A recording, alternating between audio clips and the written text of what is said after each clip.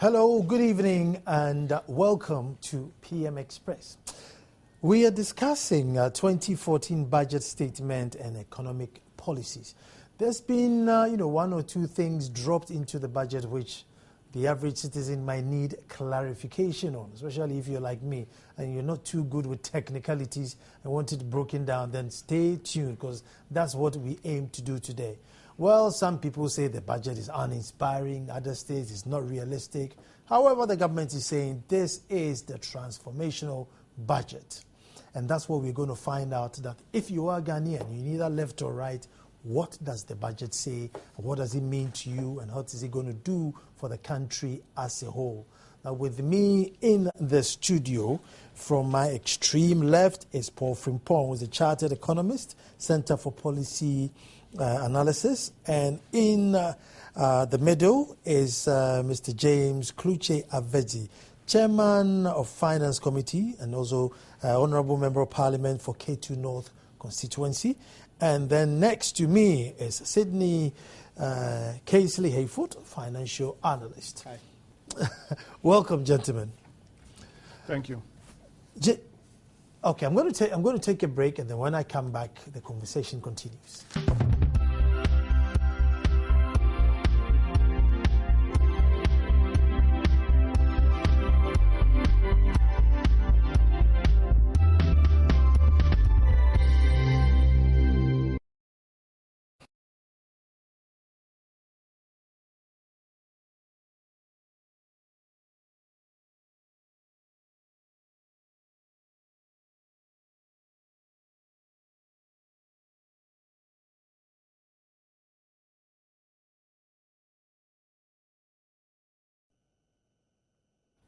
Hello, welcome back. And let me correct this. Paul is with the Economic Business School, yeah?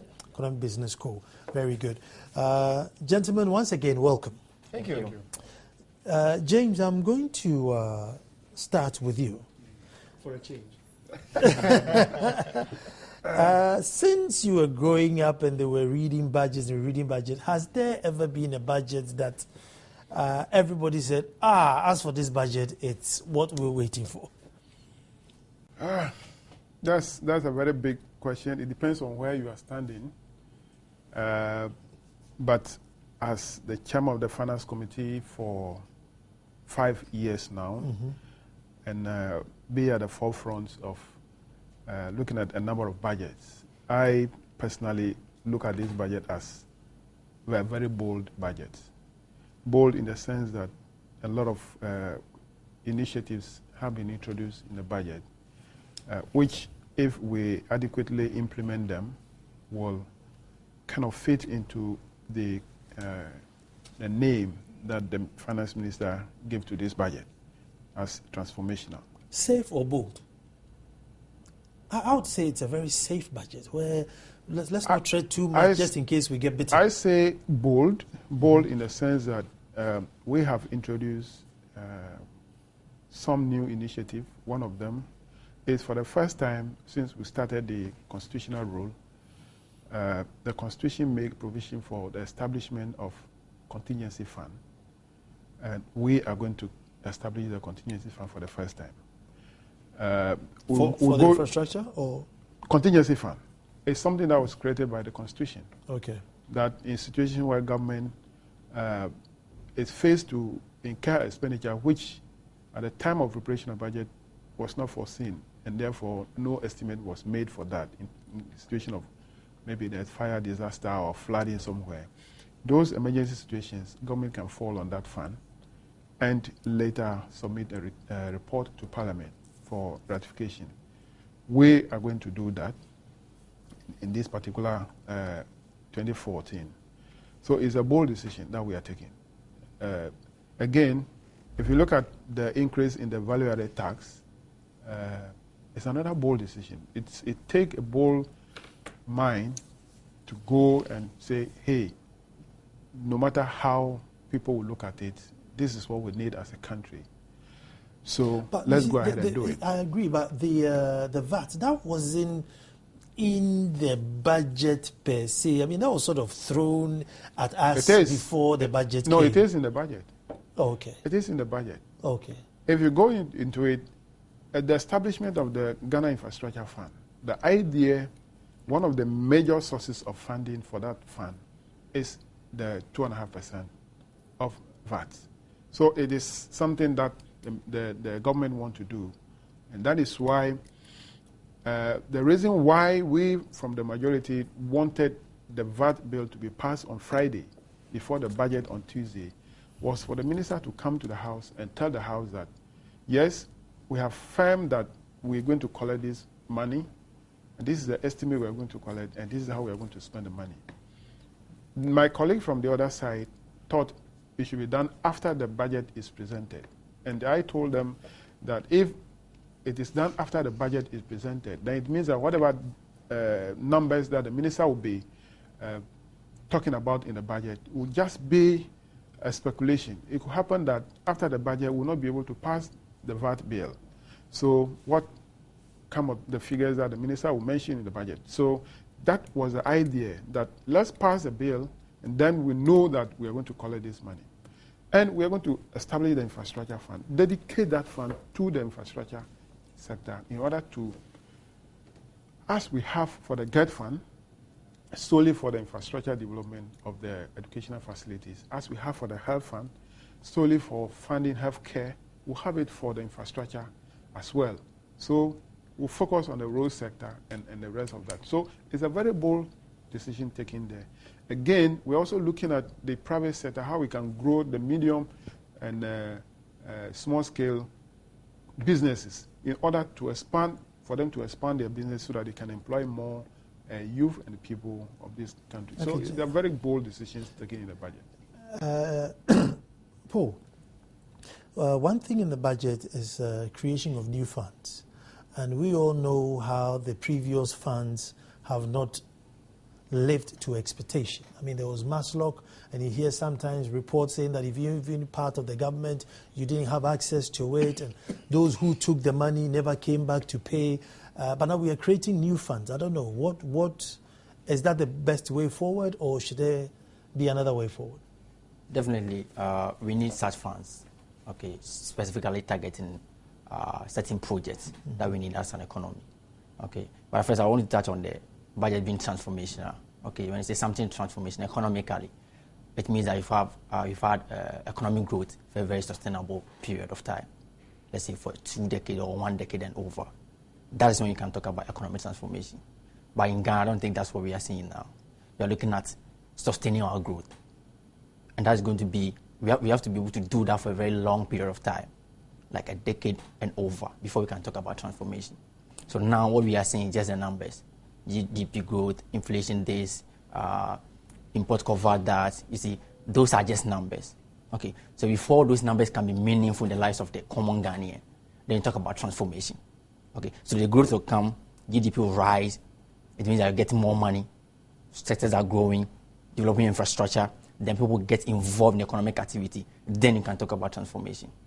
Based on that, it means that you have to be able to do this economic growth for a very long period of time before you can think of economic transformation or transformation in the lives of people. And this budget, I don't think that's what it's trying to address. We are looking at the challenge that we are facing and trying to make sure that we will sustain our growth for at least a long period of time. Because you look at the Sub-Saharan African continent, we have average growth rate around 5% or so. In Ghana, we are growing around 6.5, 7-point-something%, which is very, very good. But we should be able to maintain this economic growth for a very long period of time. Then we can think of transformation. So this budget target is not maintaining such a growth, but not talking about transformation. But the growth, is it in the growth that affects the ordinary person, or is it the growth that affects good for the Lebanese man or good for the Italian? You know, where is that 7% coming from? It depends on where you look at it from. Okay, when the growth is coming, okay, that's why we have something like the infrastructure fund that we are talking about, the other funds that we are looking at. The growth will be coming. We have cases where people have 90% repatriation and everything. So once you have recorded your growth, he takes his money away. What do you get? Yeah, that's where development infrastructure to involve, because when you develop infrastructure, you are expanding your economy. Okay, the more people get involved in economic activity, then you could see that the growth will be transferring to the common Ghanaian. That is where you can have the transformation. Okay, so the fund, like I actually admire the fund, the infrastructure fund, for instance, Sydney. which is very, very strategic. Yeah. We have boldness, we have funds, we have a budget, and it's transformational. You know, I've been thinking about this budget since we read it yesterday, and I have to say this, that sometimes we run too fast to try and expect that we understand what the ministry has been working on for the last 7-8 months in the run-up to bringing out this budget. When we are asked to comment on the budget 24 hours after it has been read, I think we don't do a sufficient enough service to what we're expected to say. So I want to cap everything I say by saying I'm still reading the budget. It's a big document. It's about 250 plus pages of detail, which in order for you to get the thrust of the whole thing, you need to read it. What the minister read in Parliament was very much an abbreviation of what the actual document is. And that document alone was about 72, 75 pages long. 2.25 hours or 2.5 hours of reading. And we are going to look at it critically. All I can say is, what I have seen now is, I'm grappling to understand a couple of things. First, you see, in governance, in good governance, preparing a budget, reading the budget, and then delivering to the budget is an important part of our financial governance, which we have in any country. The expectation is that when the government comes to present its budget, it tells us what it is going to do in the coming year. And sometimes it will then say, because we know we cannot solve all these problems in the year, some of the projects that we are doing will span 2 to 3 years. And some of the rollouts will also go ahead. So you give a slight medium-term projection as you go forward. And that is expected. However, a budget is prepared for a year. And the expectation is that you will come and justify whether you met or did not meet the budget as you said you were going to do the previous year. In this particular budget, I am very, very critical because all the indicators that government said it would achieve in 2013 were not met. Not one single one of them was met.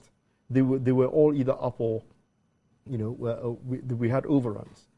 So I'm hoping that we will be able to look at 2014 as this is the next way forward, to be able to at least get some kind of sanity into the way we manage our finances and how we are able to roll the programs forward. So are we saying 2014, we are going to make up the shortfall of 2013 and meet 2014 targets? No, that's not the way it goes. Because with government income and expenditure, when you finished 1 year, you virtually finished that year. The only thing you carry forward are suppliers and contractors and people you owe money to and your loans and everything else. Those are what you carry forward into the next year. So there's some residue which we are carrying forward, which has been planned for. The budget specifically says that there's a certain amount of money that has been apportioned to look at how to pay the previous year's debt. But the 8.6 billion deficit that we chalked up last year is gone. There's nothing else to it. It's gone. It was done on a cash basis. And that's one of the things also that sometimes I think we don't explain well enough to the people.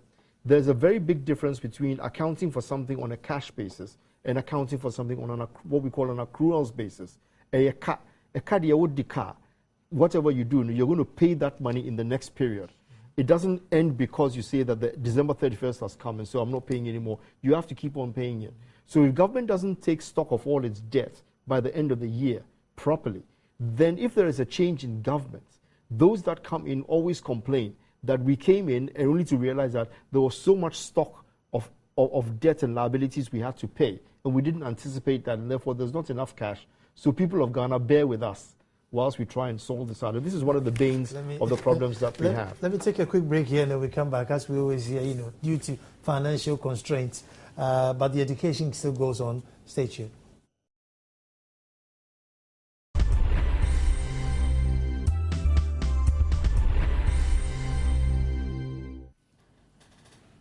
Well, hello and welcome back. And the education continues on the 2014 budget and economic policies. And what I want us to delve into is the concerns of TUC saying that there's element of employment is very silent in the new budget. So, James, I'll start with you again. Yeah, I think I've gotten that issue as it was coming from the TUC. Kesley said you need to read the entire document. What the minister read was just a summary of what was contained in the main document. So for you to conclude that you don't have anything like that, you need to read the entire document. But even what the minister read, or the highlight that we currently have with us, it is not that you need to see in white and black that, oh, we are going to employ X number of people in the year 2014 for you to be convinced that the government is creating the environment or the atmosphere for employment. Government intend to establish a fund, as you said, for the small and medium scale businesses. Now, if these businesses access the fund, it will help them to grow and expand their businesses. And as you expand, you employ more people. I made an example today. For instance, here, Joy FM, Multi TV, is a private business. It's not a government business. And if we don't have the liberalization of the airwaves, you wouldn't have been here hosting this program.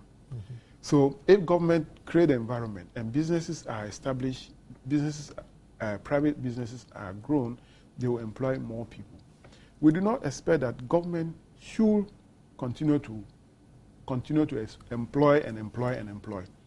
Right now we have around 600,000 employees on government payroll, which some of us consider to be too much. I always compare Ghana with Zambia. Zambia, with a population of 14 million people, the number on the government payroll is 140,000 people. And they are providing the services for government. Ghana, with 25 million people, we have around 600,000 people. So that will tell you straightforward that we have our wage bill bloated because of the numbers. So government cannot continue to employ and employ and employ. It's for government to create the environment for the private sector to grow and for them to absorb. So I disagree with the TUC that there is no mention of employment in the budget. There is there in the budget. If you analyze the budget, you will see clearly that there is a provision made there for the business to grow, the economy to grow, for employment to be created. What one initiative would do, apart from the SME, you see, because first of all, applying for the SME loan, and it was like the Maslock thing. Number one, it was very difficult to get. And number two, those who get never paid back into the fund and all that issues. So once we do this I'm just trying to see how much work you can do. To work. I think that the example you gave about the Maslock, since this government came in 2009, I think there has been a shift in how Maslock operates. When they started first, usually people taking government money, things that is free, and they don't want to pay. So you need to put measures in place to ensure that you are giving the funds to the right person who will pay, and if the person does not, there's a way to get the money back. Now the recovery rate for Maslock is around 80 to 90%. Okay. Which is good. Yeah. Now, so it's just something that we should learn from how Maslock is operating, and for this fund to be targeted to people who can't actually use the fund and benefit the people in Ghana and also pay back so that it can continue to revolve over and over. If we don't do it, and that, for instance, if we say this is the NDC government, therefore let's give it to party people, we will end up destroying this fund. Even if we have not even created it, if we have that mind, we'll end up destroying the fund. But let's make sure that, let's give it to the people who will pay back, people who will use the fund, who will not take the money, and the next moment you see them buy a new car. You take the fund and you invest the fund into their business, expand their business, so that the benefit can't multiply for the benefit of all of us. That is what I should say from this point. Where's my Sydney? As a 2010 census, 28.5% of our labor force was uneducated. 47.8 have done JSS to O level. 17% SS to probably A level. 7.2 training college and polytechnics. 3% university. 0.5% have PhDs. So when you create this fund, what sort of job, we're looking at these weak statistics, what sort of job are we going to create? I mean, 28 point haven't gone to school, so what I mean, what are they going to do? At JSS level, I'm not saying all of them will be weak, but generally, you're not that equipped to be... Well, you forget that we have JIDA. We have JIDA, and JIDA's job was to create employment for the youth, right? Yes. Okay, so we had JIDA, and we spent 1 billion cedis on JIDA over the last 6 years. But we still say that we have a lot of youth unemployment. But we don't have any statistic, no empirical evidence to show whether we have actually mopped up the surplus youth walking the streets or not. So numbers are good, but the fact is that we don't have any monitoring, so we really can't tell. Will this budget actually create employment? Well, where is it going to come from? The priority areas of this budget, and the theme of this budget is a realignment of the budget to meet key priority needs. Key national priorities. Key national priorities. The key national priorities as identified in this budget, you'll find them in section 100, I think it's 100, yes. 100 of the minister's speech in Parliament. And he identifies the 4 areas. First of all, the expenditure and amortization of loans for oil and gas infrastructure. That's 1. Secondly, road and other infrastructure. 2. 3, agriculture modernization. And 4, capacity building, including oil and gas. These are the 4 priority areas identified by government as where they are going to realign the budget in order to be able to move us forward and propel us. For petroleum revenue. Is that only for petroleum revenue? For petroleum revenue alone, okay? So I haven't seen any other section yet that says specifically that these are the job-creating areas. But if we look at the SME funding issue, which is supposed to benefit from 50 million cedis as a kickstart, I think that's the kickstart amount, right? Yeah. And I think if you move on to that, I'm trying very hard not to misinterpret what has been written for very, very good reasons. From section 123, all right, of the speech that was read, we talk about the boost for SMEs. Now, we're going to take 50 million cedis from the Export Development Agricultural Investment Fund, EDIF funds, and we're going to move that into the SMEs to kickstart it. We are also going to be able to find some money to support the Venture Capital Trust Fund and a few other funds that already exist, which we can use. Now, the EDIF funds, as I know it, are offered to anybody at 12% or somewhere around about there. The procedure for it working is that you go and see your bank. Your bank then agrees that it will sponsor you or it will support you to go to EDIF and go and get money. Then EDIF will then look at your project, agree that it will fund it, then the bank disperses to you at 12%. Now, it hasn't worked.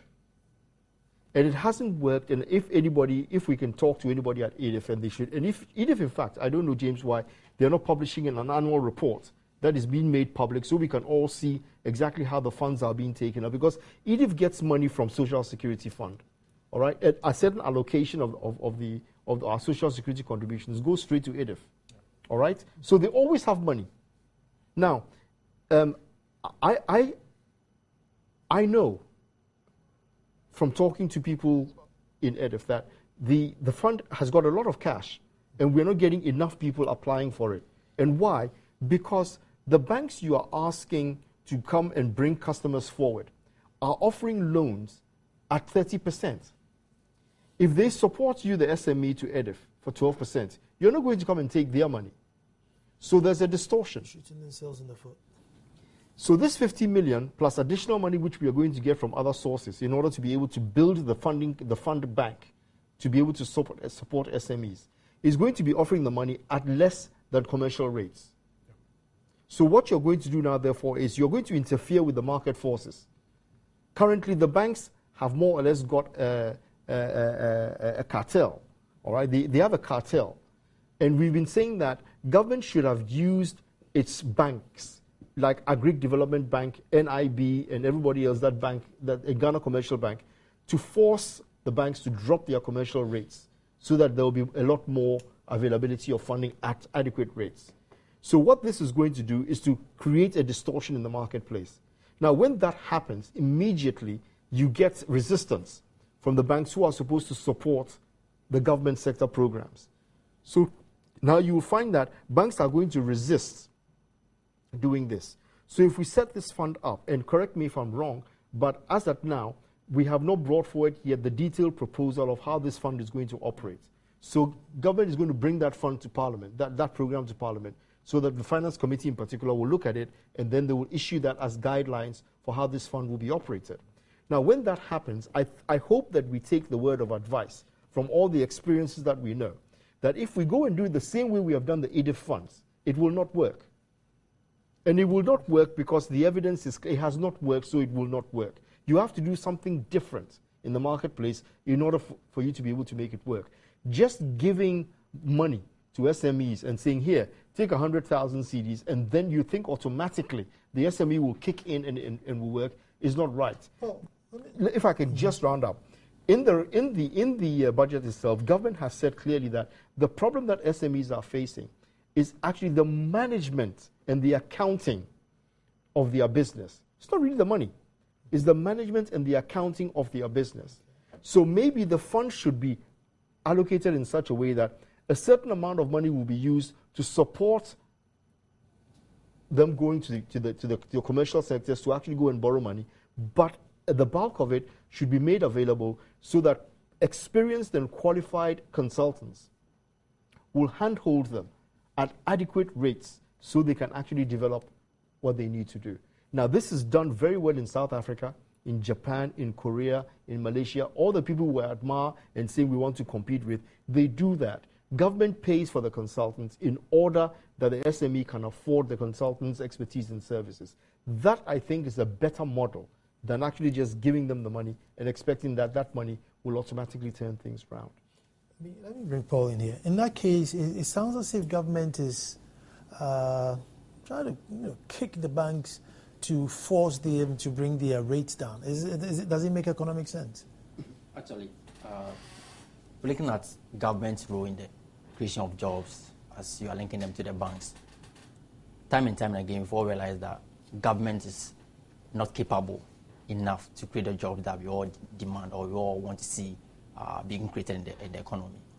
So economically, all the government will have to do is that make the environment in such a way that other private sector will rather help to rather create the employment that we all need in the economy.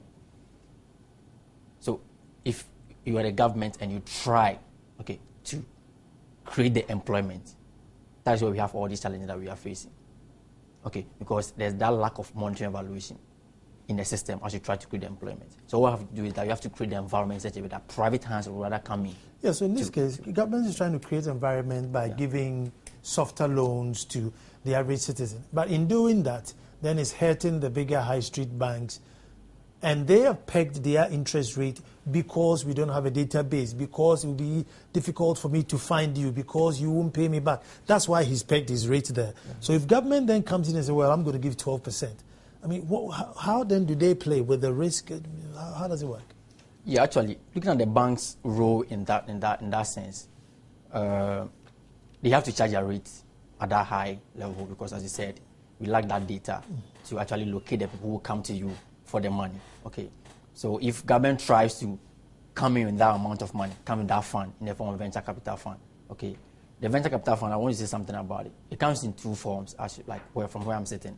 As a startup businessman, okay, there are two ways that I can access the venture capital fund. One is through equity financing. Okay, so I'm starting the business just from the scratch. So I can go to the venture capital and just get the money from there, start my business. Or I've already started the business, I can go there in the form of a loan. Okay, but I think that's where we are looking at it from. So either we have the two, I don't know whether we have the two approach integrated in the venture capital trust fund or whatever we are seeing now. But looking at the bank's role in that, well, there's that challenge over there. That's why they are doing that. So they have to peg their rate at a very high rate. Because if you don't do that, you're going to be locked up your money and you're going to fall short in your deposit withdrawal and that stuff. So they have to do that. So that's what I think the government should look at. So maybe we can make the system in such a way that the banks can have access to data. Okay, they can be able to locate people through the data the government will actually put in place. So that at the end of the day, they will not be charging that rate. Which, if they don't do that, if they do that too, then people will go into the government for funds and the banks will not be able to expand. So I think that's where we should look at it from. Okay, then we come back. When we come back, I'll go to James. And I want to find out, because the government itself is borrowing at 23. So you wonder why would he, go and buy money at 23 and then give out at 12% and, have all these figures juggling about. But we're coming straight back, and I'm sure James will explain to us.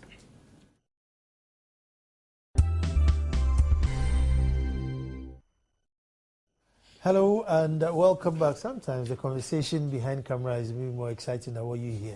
But that one, you're not supposed to hear it. But anyway, just before the break, I was making this analysis saying that, if EDIF can find money and give it out at 12%. Now, Sydney's explained that EDIF money is free because it's come from, Social Security, so somewhat free.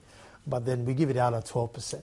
However, when the state, the guy giving you out the money at 12%, when he needs money, he goes to buy at 23%.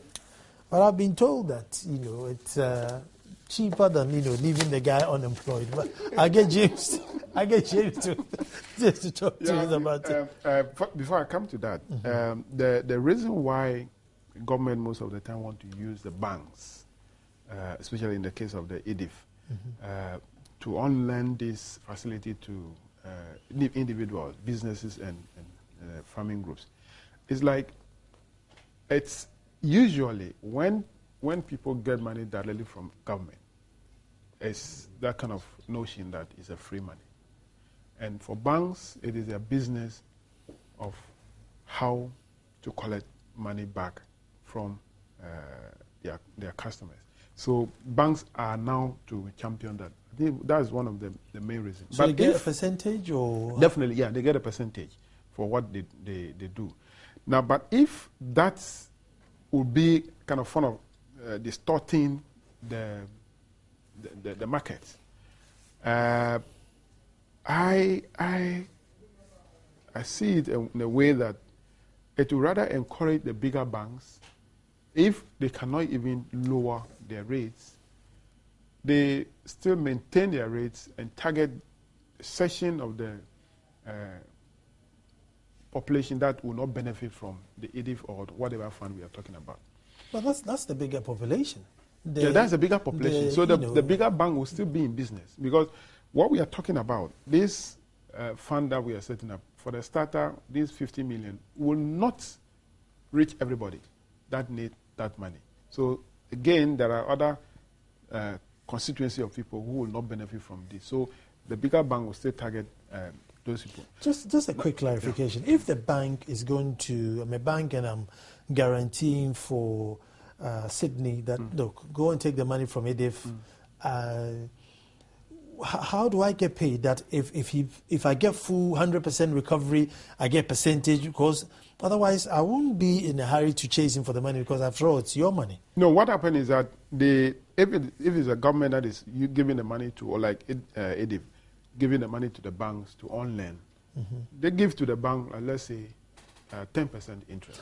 Oh, I see. Then they give to the their client at 12% or 13%. So that is a difference that they so that means they have to come and take the money. They make a small turn. Okay. So that is how it operates. Now, the other question about where government most of the time go to the bank and borrow at a higher interest rates. I remember we've done some kind of local borrowing from some local banks at a rate of 22.5 and 23%. Now, the issue of why should we go and give this money out to the people at a lower interest rates? Who finance the cost, the difference, as we were explaining before, is that you look at the cost of borrowing, the cost of servicing that debt, vis-a-vis the cost of unemployment. There are other social vices that follow if people don't have anything to do. He said, if you don't have anything to do with your hand, you'll be tempted to use your hand for something that is not good. So you compare this social cost vis-a-vis the cost of the servicing the debt. You see that it's better government spend that money so that provide job for these people than to leave them on the street and for them to do other things that will not bring anything good to all of us. So we look at that. And, government is the only institution that provides social goods. You can see that if you talk about the health sector, government spend money and people go and pay later. Who find the difference? It's government. Government provide educational facilities. People go and pay little. Who find the difference? Government. So government is the institution or the body that provides these social services. So it is in the same vein, the same line that this thing also falls. Paul, briefly, as we're running out of time, as an economist, what were you looking for that was missing in the budget? Well, I think I was looking at more of target our capital expenditure aspects as an economy. Because that is where we need to really look at as an economy, as a lower middle income status economy. Because if you're not able to spend a huge chunk of your money in developing your infrastructure, then trust me, the future looks not good for the economy. So that was what I was looking at. And I think a number of issues were raised, policies were initiated to target capital expenditures and development of infrastructure. And that was actually something that I was able to actually grasp, and so I was very happy about it. So capital expenditure focused on infrastructure was actually detailed in the budget, which I was okay with that. Sidney, I know you haven't finished reading it, but where do you find that hope, that glimmer of hope? What paragraph gave you hope that, oh yeah, this is it, we are there?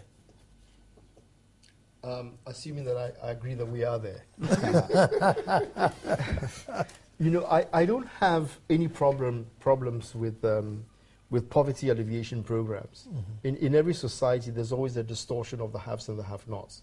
And I think that if you're able to find a little bit, sum of money to help the underprivileged, it's always a good thing doing. I believe in the balance. I believe that when it comes to healthcare, it should be free. I believe that when it comes to education, it should be free. I believe that where we are actually obligated to take care of the needy, government should step in and do that. But I'm totally averse doing this over the top. I think that too many, and I think this is a typical NDC budget, where the emphasis is so much on social protection programs that's the ideology. Well, that is the ideology, and that's why I'm saying this is a typical NDC budget. They are looking for pockets of money in the, I should call them capitalist pockets, where private sector is developing and growing and generating income, and they are taking that money and they are going to use it to support the social protection program. So, for example, we're going to tap into the oil and gas excesses. We're going to cap the stabilization fund at $250 million. Anything excess of that, we're going to take that money and we're going to use it to support the annual budget funding amount. And then we're also going to use it to support the other protection programs which we have put in place. I would say do it. I don't have a problem with it. The only issue is that we are never able to control those social protection programs which we put in place, and they end up becoming corruption conduits. Let me bring in James, because I'm running out of time. James, why don't we try and empower the average citizen so that they don't sit at home and wait for handouts? Why don't we, as collectively, empower them, enrich education? No, I do not think that the social protection programs that is being run are basically for everybody. No, but it's for too many people. Well, you too many people fall within that bracket. There are even more people who want to benefit from that, but they are not getting the access to it because the fund is saying no. But what I'm saying, as a state, it shouldn't be there. I mean, there should be a lot more people who don't need handouts. They are doing things. So we have to look after maybe just 1-2% of people. But there's like 50-40% of people who are sitting and hoping. No, I think that for the LEAP program, there is a criteria that you need to follow in order to qualify. So unless you say we should revise that criteria to make it more. What I'm saying is, why don't we enrich our educational system so that by the time somebody comes out of SS, they are able to do something employable or something rather than just, clasp your fingers and hope. Now, if I can just come in, it's probably the other way around. Government has to create the environment so that there'll be work opportunity, there'll be job opportunity. There has to be a market that will grow and develop so that graduates can come through and get a job. Quickly, I only got 1 minute, but that's why I read these statistics, that if you have 28.5% of people above 15 who are working, and that's like 4.3 million people who've never been to school. I mean, what markets do you create for such a person? Plenty coconuts, plenty shoe shine? Maybe what you need to tell us in that numbers is that what class of people, what age group of people? Between 15 and 65. And in 2010. They form what percentage? 28.5 of labor force. Well, if it is the age group that is the aging group, I will completely be happy. No, this is work. People are working. That this is something that, as effort is being made in the promotion of education, the class of people who will not be educated anymore, but they are the aging group, which will just eventually leave the scene. And then, so it is the youth, the children, whose percentage should not have anything that will not be non-educated at all. So that is what but the number you gave me frightened me. If it's from 15 years and above. It's very frightening. Thank you very much. Unfortunately, we ran out of time. And thank you very much to my guests. And tomorrow, as I say, we'll be back to do it all over again. Thanks for staying tuned.